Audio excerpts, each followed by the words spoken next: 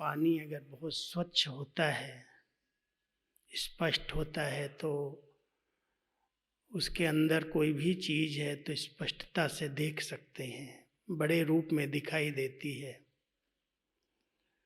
ऐसे ही जितना हमारे विचार बिल्कुल शुद्ध, पवित्र, शांत होते हैं, उतना हम अपने आप को भी सहज परख सकते हैं और सामने वाले की भावनाओं को, उसके संकल्पों को भी समझ सकते हैं। क्योंकि वर्तमान समय इस कलयुग में कहावत है कि भगवान को परखना सहज है, इंसान को परखना थोड़ा सा मेहनत है। इसलिए क्या उसके अंदर है, उसके अंदर को जान करके अपने को सेफ भी रख सकते हैं, उसको सहयोग भी दे सकते हैं। इसलिए परखने की शक्ति बढ़ाने के लिए इस संसार में जिन आत्माओं के पास परखने की शक्ति है, वो कभी भी कहीं भी धोखा नहीं खाते, अपने को सेफ कर लेते हैं। बाहर से तो सब बहुत अच्छे अच्छे लगते हैं, लेकिन अंदर की भावनाएं क्या हैं, किस प्रकार का उसका एटीट्यूड है, किस प्रकार से वो हमसे अपेक्षाएं रखता है, उस बात को समझने के लिए मन और बुद्धि की बहुत अच्छी एकाग्रता चाहिए। जितना हम एकाग्र होते हैं, एक की याद में रहते हैं, तो बाबा की टचिंग, बाबा भी अपने बच्चों को प्रेरणाएं देते हैं और साथ साथ मन बुद्धि की स्वच्छता से हम सामने वाले व्यक्ति को भी परख लेते हैं। इसलिए निर्णय करने के पहले परखने की शक्ति चाहिए, और वो परखने की शक्ति केवल साइलेंस में रहने वालों को प्राप्त हो जाती है। बाबा ने अभ्यास सिखाया है, बाबा के सभी बच्चे इस अभ्यास में लगे हुए हैं। लेकिन आज दूसरी बात पर जो बाबा ने ध्यान खिंचवाया, तुम बच्चे नया संसार बना रहे हो और नए संसार का आधार है संस्कार परिवर्तन। जब संस्कारों की बात आती है और बाबा ये शब्द कहते हैं कि संस्कारों का संस्कार कर दो, तो कुछ लोग प्रश्न पूछते हैं, क्या संस्कारों का संस्कार कर सकते हैं? हो सकता है। अगर संस्कार हो गया तो वो व्यक्ति जिसका संस्कार हो गया, अगर वो सामने फिर से दिखाई देगा तो क्या होगा? डर लगेगा ना कि भूत आ गया, कि उसका संस्कार कर दिया था, वो खत्म हो गया, उसकी राख भी पानी में डाल दिया। इसलिए संस्कार होने के बाद अगर वो संस्कार दिखाई देता है तो बहुत डराता है, बहुत परेशान करता है। बाबा अपने बच्चों को संस्कार शुद्धि की विधि बताते हैं, और वो शुद्धि के लिए जैसे एक ज्वेलर सोने को शुद्ध बनाने के लिए जो उसके अंदर मिक्स हो गया है, उसके लिए एक बहुत छोटी सी बहुत तेज भट्ठी जलाता है, और उस भट्ठी के अंदर सोने को डाल करके उसको गला करके उसमें जो भी मिलावट है, मिक्स हुआ है, उसको अलग कर देता है। और वो जो सोना, प्योर सोना है, जब वो बाहर निकलता है, होता है, तो बहुत रियल गोल्ड मोल्ड हो जाता है। ऐसे ही जब हम बाबा को याद करते हैं, बाबा की स्मृति में रहते हैं, और योग अग्नि का रूप माना, एक की प्यार की अग्नि में, लगन की अग्नि में हम सब रहते हैं, तो वो लगन की अग्नि हमारे संस्कारों की मिलावट को समाप्त कर देती है। देहमान ही मिलावट के रूप में ज़्यादा प्रवेश हुआ है, क्योंकि देहाभिमान के कारण ही सभी विकारों की उत्पत्ति हुई है। अब उस देहाभिमान को गलाना है, उसके लिए बहुत अच्छी एकांत चाहिए, एक की याद चाहिए, एक वृत्ता स्थिति। इसके लिए आप लोगों ने दादियों को देखा है जिन्होंने, उनका बहुत गुप्त पुरुषार्थ था। मैंने सुनाया है कि दादी बीच बीच में आंख बंद कर लेती थी ऐसे। जो प्रकाशमणि दादी की बातें बहुत समीप हमने देखी हैं, साथ रहा हूँ, ऐसा कोई भी दिन नहीं होगा जो हमें दादी से मिलने को ना मिला हो, और नहीं मिलता था तो कंप्लेन निकलती थी, कहाँ था तुम, किधर था। तो एक दिन मैं माउंट आबू से आया दादी के पास, वो एकांत की बात मैं सुनाता हूँ। कितनी गहरी डीप साइलेंस में बैठी थी, कोई सामने नहीं था, केवल अकेली सोफे पर ऐसे बैठी थी, आंख ऐसे बंद की हुई थी। तो मैं ऊपर से जब आता था तो कुछ न कुछ पत्र व्यवहार कार्य होता था तो बात कर लेता था, पूछता था दादी क्या करना है। उस दिन मुझे लगा कि ये तो बहुत डीप कहीं खोई हुई हैं। मैं आकर के सामने बाजू में ही बैठ गया, दादी को ऐसे मैं देखता रहा काफी देर तक, हिलना डुलना नहीं, एकदम कहीं खोई हुई थी। काफी देर तक जब मैंने देखा दादी की ये स्थिति है कि देखना ही नहीं, बात ही नहीं करना है, तो मैंने थोड़ा सा टच किया हाथ को, कहा दादी, डिस्टर्ब तो नहीं करना चाहिए लेकिन जाना है दूसरे काम में। तो मैंने ऐसे धीरे से कहा दादी, तो दादी ने ऐसे बहुत प्यार से आंख खोली, बोला बोलो, आगे, ऊपर से आगे, कुछ कहना है। जो मुझे कहना था मैं भूल गया। हमने कहा दादी मैं एक प्रश्न पूछना चाहता हूँ, अभी आप कर क्या रही थी? तो कहती है बताऊं। 2-3 बार बोला बताऊं। मैं कहा हाँ दादी बताओ। तो बहुत धीरे से बोलती है कि मैं ऐसे हाथ किया ऐसे कि मैं इस हीरे को, आत्मा रूपी हीरे को इस हथेली पर रख करके चारों तरफ से देख रही थी कि इस हीरे में अभी कौन कौन से दाग हैं। बहुत देर तक देखने के बाद जब मुझे कुछ नहीं लग रहा था, कोई दाग दिखाई नहीं दे रहा था, तो मेरे सामने बाबा आ गए और बाबा कह रहे थे बच्ची क्या देख रही हो, अभी इस हीरे में कोई दाग नहीं है, ये बेदाग हीरा है। ऐसे कह के दादी चुप हो गई। उन्होंने इतनी डीप तपस्या के बल से अपने हीरे को बेदाग बना लिया। हीरे के दाग, वैसे स्थूल हीरे में दाग अगर कोई होता है तो उसको कैसे हटाते हैं, निकालते हैं, पता है? अंदर का दाग निकलता नहीं है, उस हीरे को कट करते हैं चारों तरफ से। कट करते करते बहुत छोटा सा हीरा जब रह जाता है तो बड़ी वैल्यूबल होता है, जो बिल्कुल बेदाग होता है। एक बार मुझे हमारे सूरत के अंदर, गुजरात में हीरों का बहुत बड़ा बिजनेस है, बहुत बड़ा बिजनेस हीरे का है। तो एक बाबा का बच्चा कहने लगा कि हीरे के दाग कैसे निकाले जाते हैं, हीरे की वैल्यू क्या होती है, आप देखना चाहेंगे? दिखाओ। लेके गया मुझे अपनी फैक्ट्री के अंदर।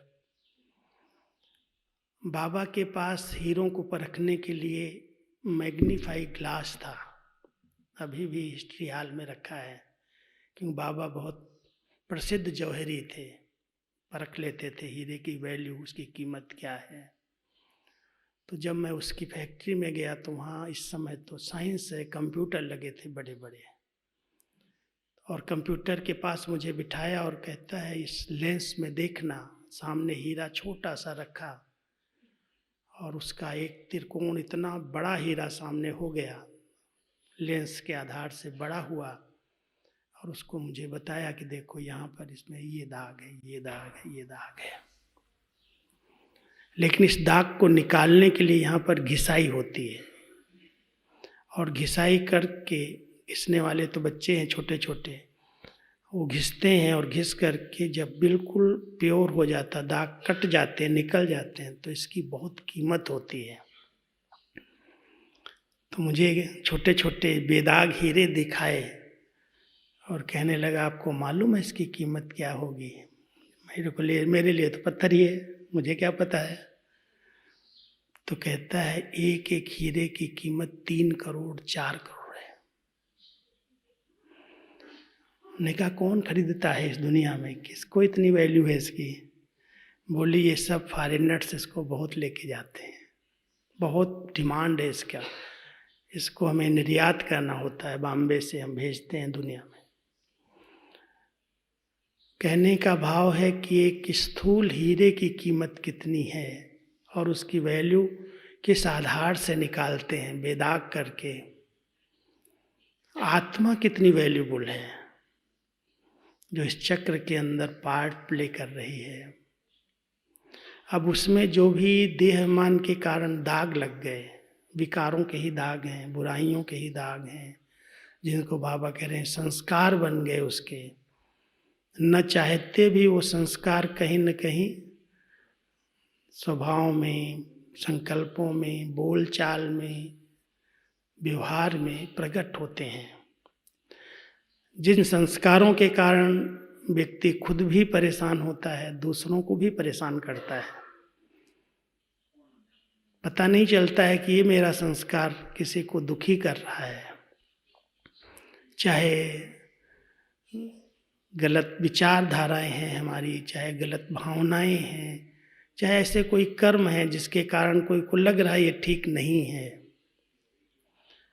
इन संस्कारों को परखने के लिए भी कि राइट है या रॉन्ग है, ब्राह्मण जीवन का है या नहीं है, उसके लिए बहुत अच्छी एकाग्रता चाहिए, एकांत चाहिए।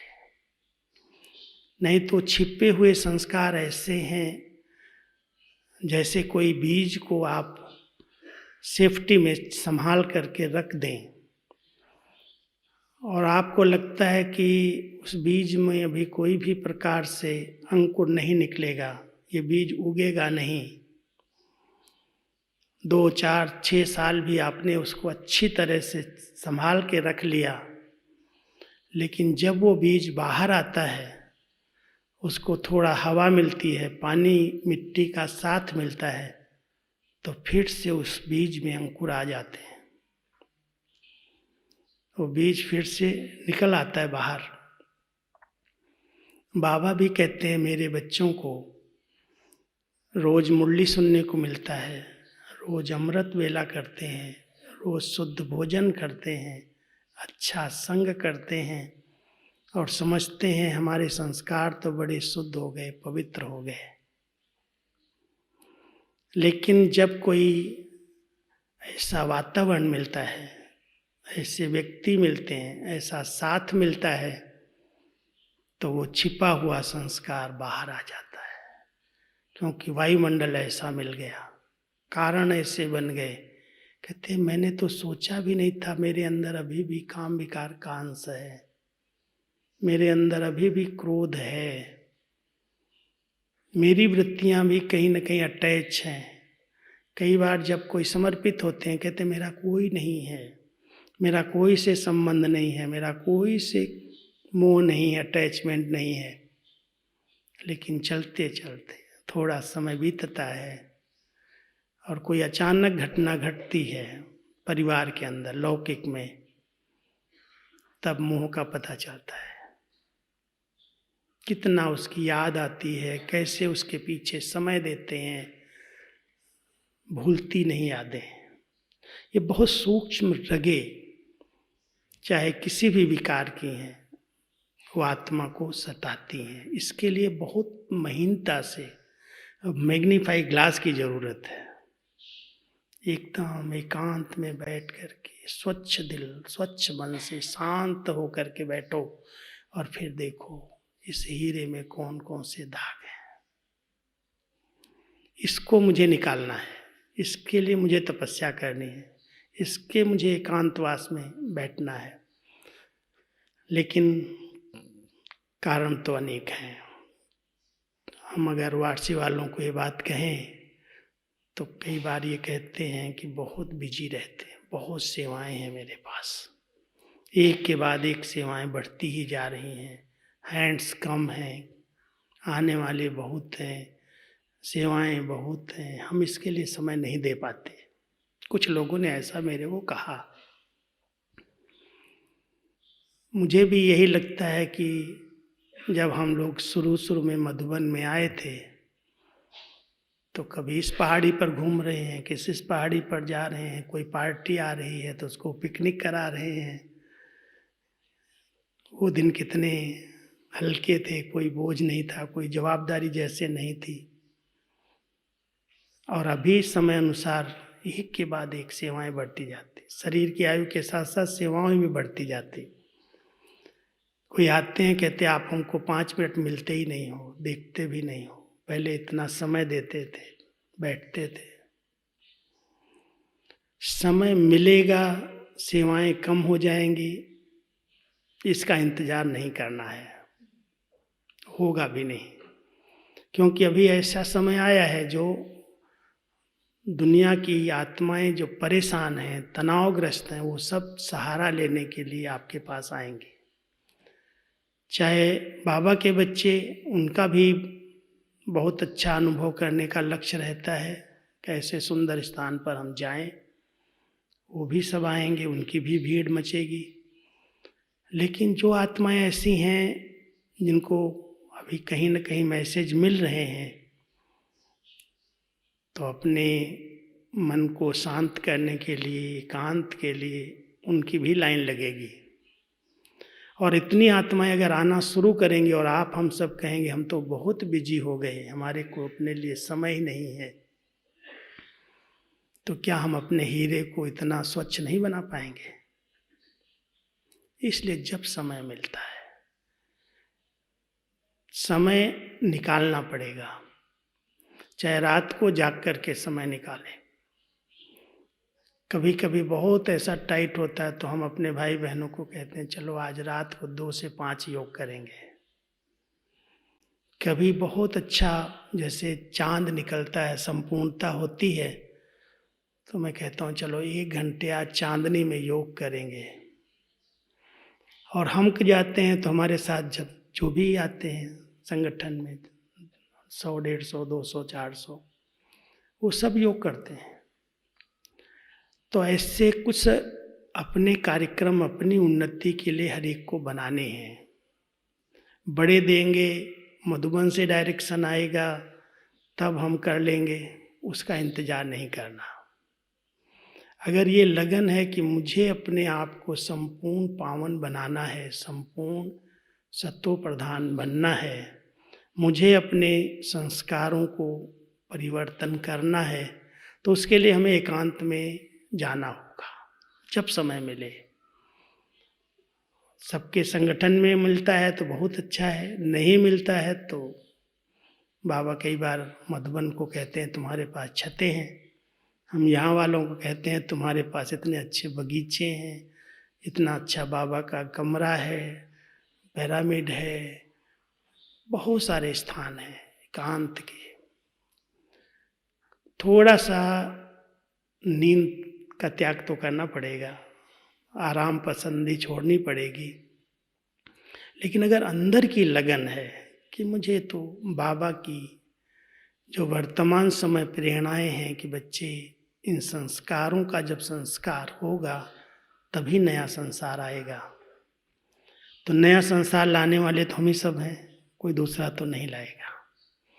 और अपने संस्कारों को हमें खुद देखना है, कौन सा संस्कार ऐसा है जो इस ब्राह्मण जीवन में विघ्न रूप है, रुकावट डालता है। यही 5 में से उसके बहुत सूक्ष्म रूप हैं। ऊपर ऊपर से तो हम सब कहते हैं हमने सब विकारों को जीत लिया,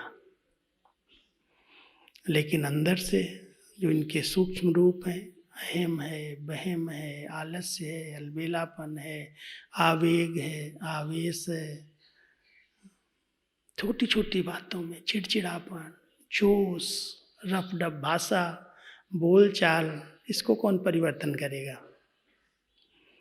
कमेंट्स कर देना, एक दूसरे को कमियों का वर्णन करना, परचिंतन करना, इधर की बात उधर कर देना, जो अच्छे लेक्चर चल रहे हैं उनके बीच में झगड़ा लगवा देना, बहुत सारे ऐसे संस्कार हैं। ईर्ष्यावश, अनुमान के वश जो आंतरिक स्थिति है, जो खुशी है, वो गायब हो जाती है। आए थे हरिभजन को, कहते हैं, ऐसे कहावत है, और करने क्या लगते हैं। तो हम सब आए हैं बाबा के दर पर, घर में अपनी स्थिति बनाने के लिए। हर एक को लक्ष्य रखना है कि मुझे अपनी स्थिति पहले ध्यान देनी है। स्थिति ही हमारी प्रॉपर्टी है।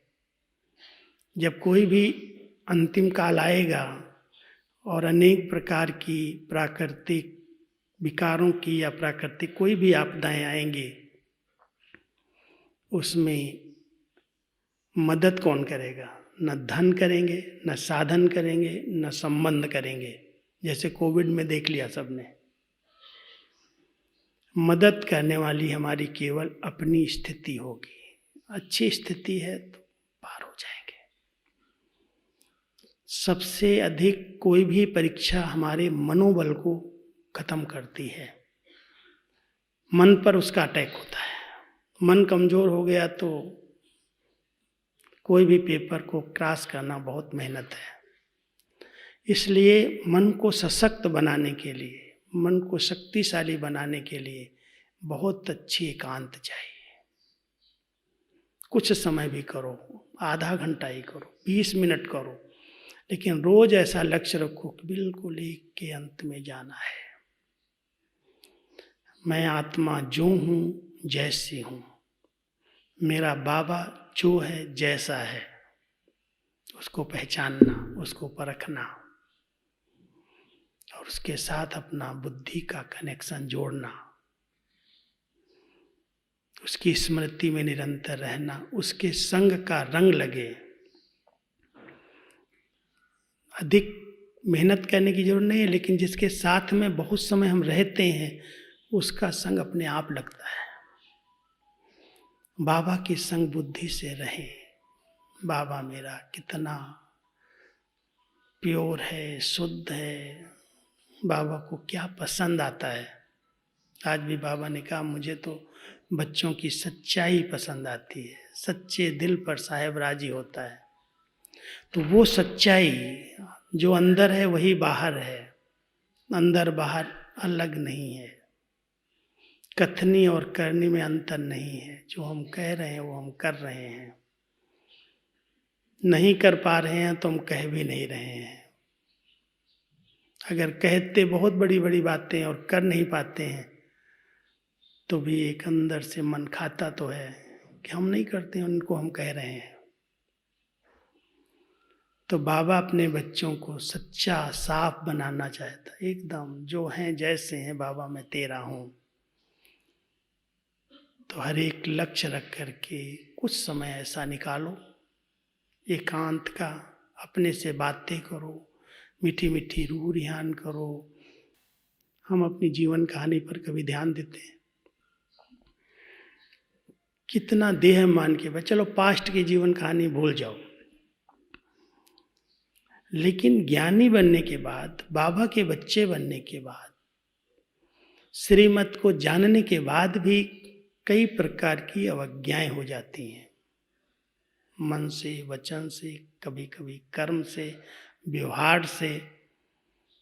अगर उन अवज्ञाओं पर भी हम ध्यान दें, क्योंकि ये अवज्ञाएं एक बोझ हैं और वो बोझ कभी भी उड़ती कला में उड़ने नहीं देता, योग लगने नहीं देता।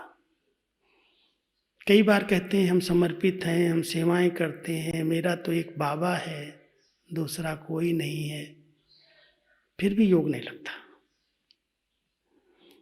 फिर भी वो अच्छे अनुभव नहीं होते, वो खुशी नहीं रहती। कारण बहुत सूक्ष्म अवज्ञाएं, जैसे अमृत वेले योग के लिए आज्ञाएं हैं बाबा की। हम उठ जाते हैं, बैठ जाते हैं, लेकिन विधि पूर्वक योग नहीं कर पाते, वो भी अवज्ञा हो जाती है।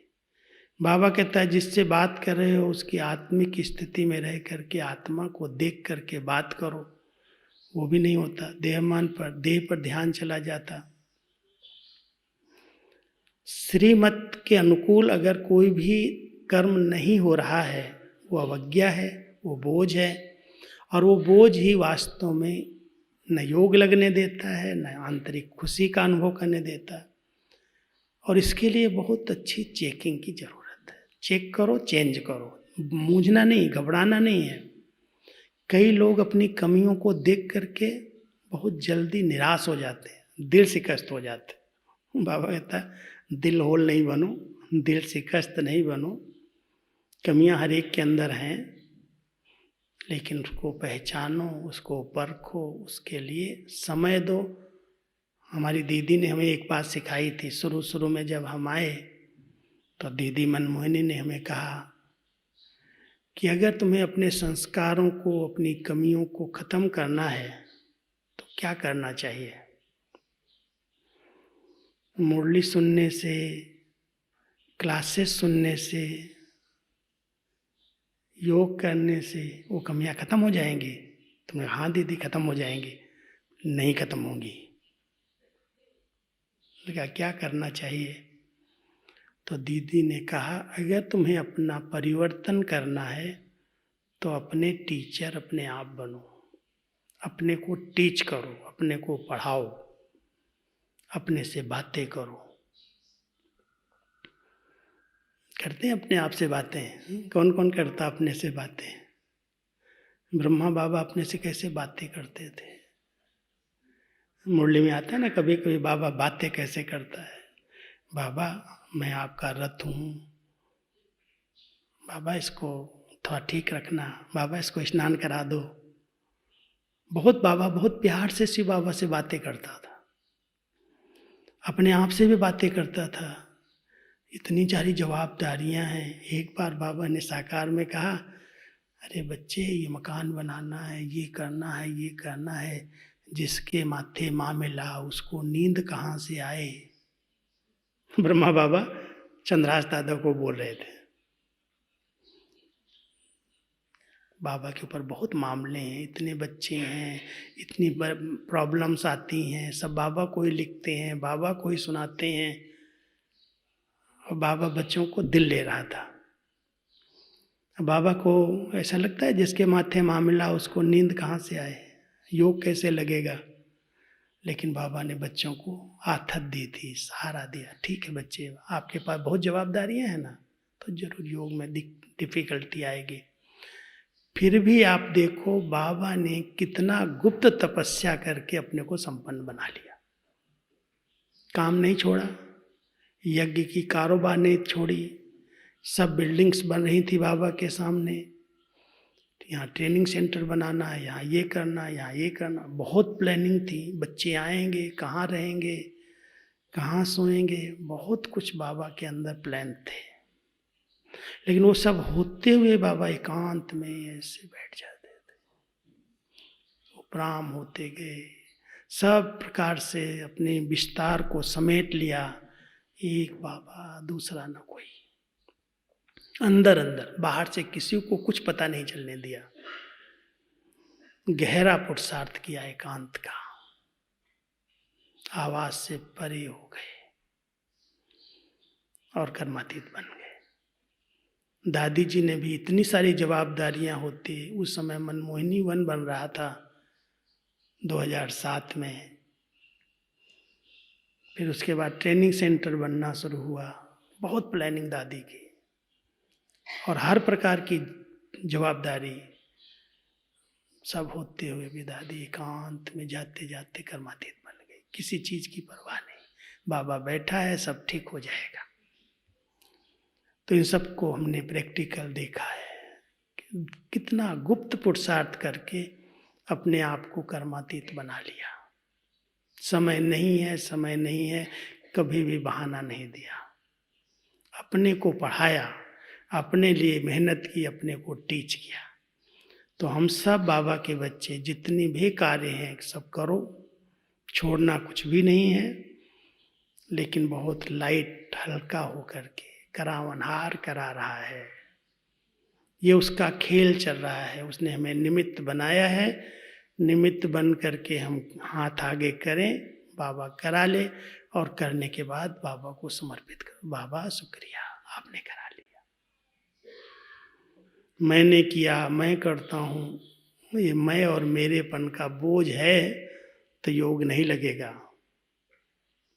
और जिस दिन हमने बाबा को अर्पित कर दिया, बाबा ये सब तेरा, ये सब तेरा, उस दिन हम हल्के हो जाएंगे और योग लग जाएगा। इसलिए अभी अंतिम समय अनुसार हम सबको बाबा की इन प्रेरणाओं को, इन इशारों को समझना है और अपने आप को संपन्न, संपूर्ण बनाना है। अपने को जरूर समय देना है, थोड़ा थोड़ा समय देंगे। बाबा ये नहीं कहता 1 घंटा लगातार बैठ जाओ, बच्चे 5 मिनट, 3 मिनट अशरीरी बनने का अभ्यास करो, उस डीप साइलेंस में जाने का अभ्यास करो। शांत हो जाओ, एकदम संकल्पों को शांत करके, ब्रेक दे करके अपने स्वस्वरूप में स्थित हो गए, स्वधर्म में टिके, स्वपिता के पास पहुंचे, स्वदेश में बैठ करके तपस्या की। समझ गए? स्वस्वरूप आत्मा का, स्वधर्म आत्मा का, शांत पवित्र, स्वदेश परम धाम, स्वपिता शिव बाबा, कनेक्शन जुट गया, योग लग गया। ऐसा अभ्यास करना है, बहुत सहज है और इसके लिए कोई मेहनत नहीं है, लेकिन बीच बीच में अटेंशन की जरूरत है। जब समय मिले 1 मिनट बैठ जाओ ऐसे स्वरूप में, साइलेंस में चले जाओ, ज्योति स्वरूप में बैठे, शरीर से अलग अनुभव किया, बुद्धि से ऊपर गए, बाबा के साथ मिलन मनाया, शक्ति ली, वापस आ गए। जाना और आना, जाना और आना। वर्तमान समय इस पुरुषार्थ की बहुत जरूरत। इसी से आत्मा पावन बनेगी, इसी से हम कई आत्माओं को उनकी कामनाएं, उनकी भावनाएं पूरी कर सकेंगे, इसी से हम कई प्रकार के धोखों से बच सकेंगे। इसलिए शक्ति को बढ़ाने की जरूरत है। ओम शांति।